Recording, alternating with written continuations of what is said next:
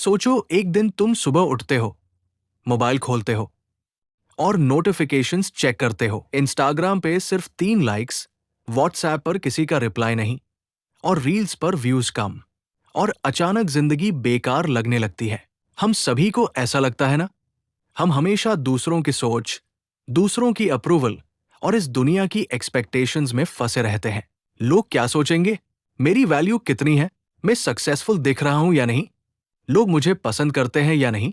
और यही वजह है कि हमारी जिंदगी स्ट्रेस, एंजाइटी और कंपैरिजन में फंस जाती है।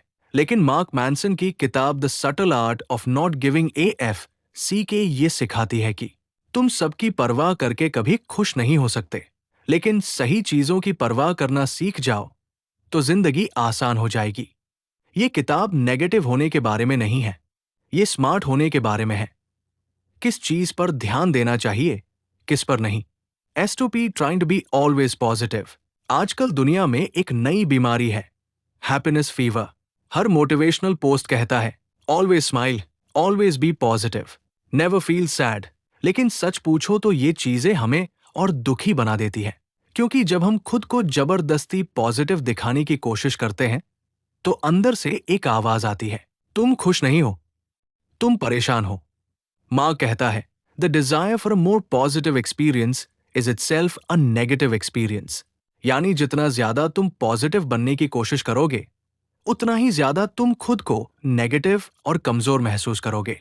मान लो किसी को लगता है मैं हैंडसम या ब्यूटीफुल नहीं हूं, मैं सक्सेसफुल नहीं हूं, लोग मुझे जज कर रहे हैं, तो वो मिरर में खुद को मोटिवेट करने लगता है। I am perfect, I am amazing, I am unstoppable. लेकिन डीप इनसाइड उसे पता है कि वो फेक बोल रहा है, और ये फेक पॉजिटिविटी उसे असली हैप्पीनेस नहीं देती, बल्कि इनसिक्योरिटी और बढ़ाती है। हैप्पीनेस तभी आती है जब तुम ये एक्सेप्ट करते हो कि लाइफ परफेक्ट नहीं है। ग्रोथ तब होती है जब तुम अपनी गलतियों, पेन और कमजोरियों को स्वीकारते हो। इसलिए माँ कहता है stop trying to be positive all the time. Life doesn't work that way. Happiness is a problem. Life हमेशा प्रॉब्लम से भरी रहेगी। हम अक्सर सोचते हैं बस जॉब मिल जाए तो टेंशन खत्म, बस पैसा आ जाए तो प्रॉब्लम खत्म, बस सही पार्टनर मिल जाए फिर सब परफेक्ट। लेकिन क्या सच में ऐसा होता है? नहीं। जॉब मिलने के बाद न्यू प्रॉब्लम्स आती है, डेडलाइंस, बॉस, वर्कलोड।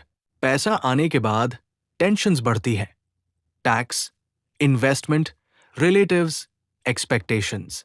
रिलेशनशिप में प्यार के साथ मिसअंडरस्टैंडिंग, ईगो और फाइट्स भी आते हैं। प्रॉब्लम्स खत्म नहीं होती, प्रॉब्लम्स बदलती है। माँ कहता है life is a series of problems, the solution to one problem is the creation of another. तो सवाल प्रॉब्लम्स अवॉइड करने का नहीं है, सवाल है हम अपने प्रॉब्लम्स चुनते कैसे हैं। 2 लोग जिम ज्वाइन करते हैं। पहला सोचता है यार वर्कआउट बहुत पेनफुल है, छोड़ो। दूसरा सोचता है पेन है, लेकिन यही पेन मुझे स्ट्रांग बनाएगा।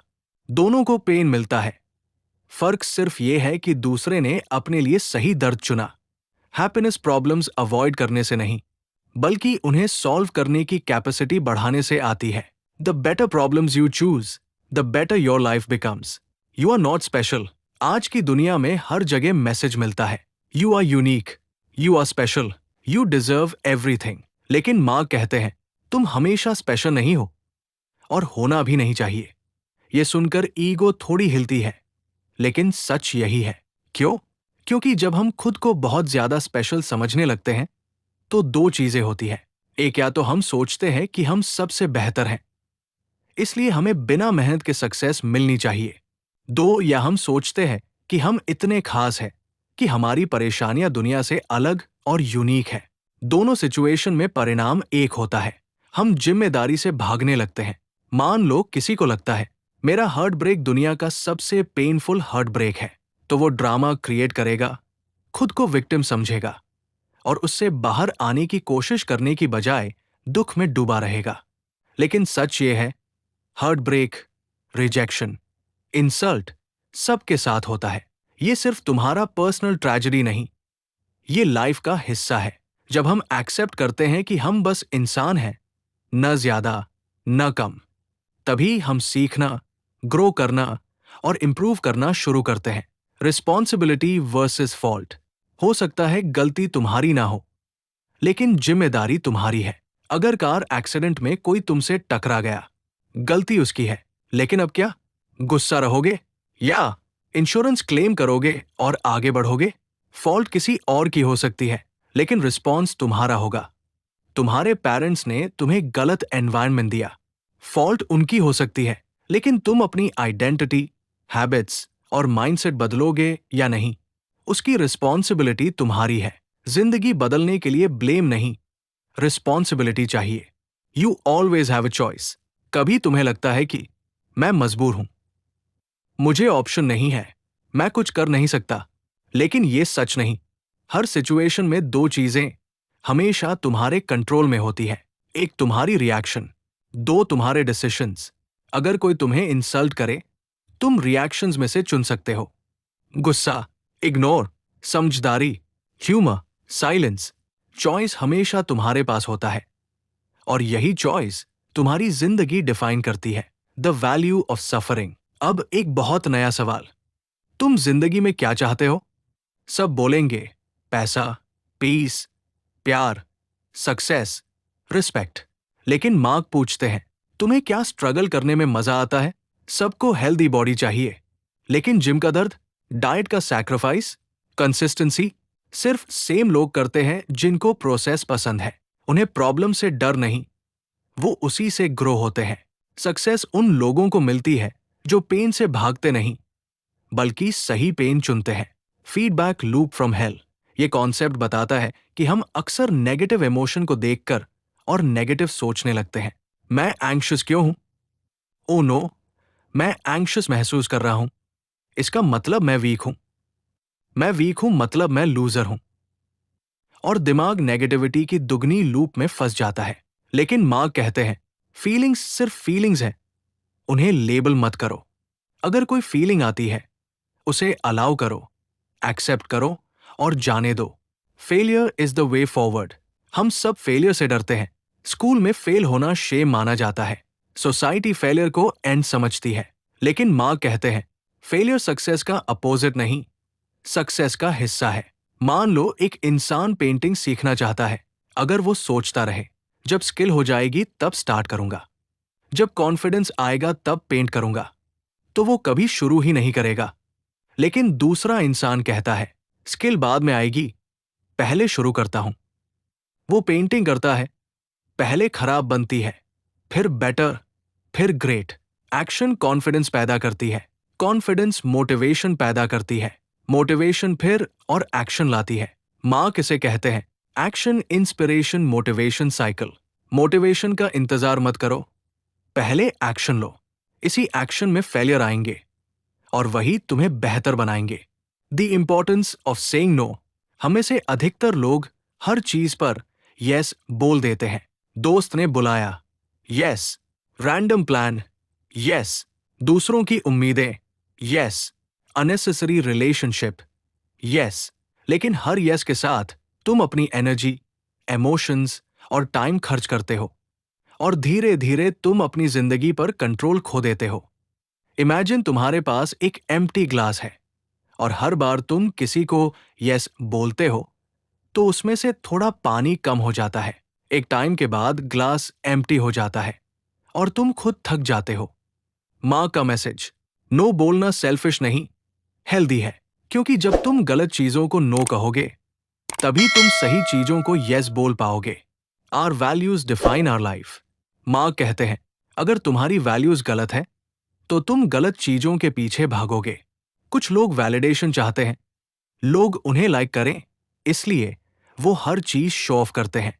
कुछ लोग पैसा चाहते हैं सिर्फ कंपैरिजन के लिए, खुशी के लिए नहीं।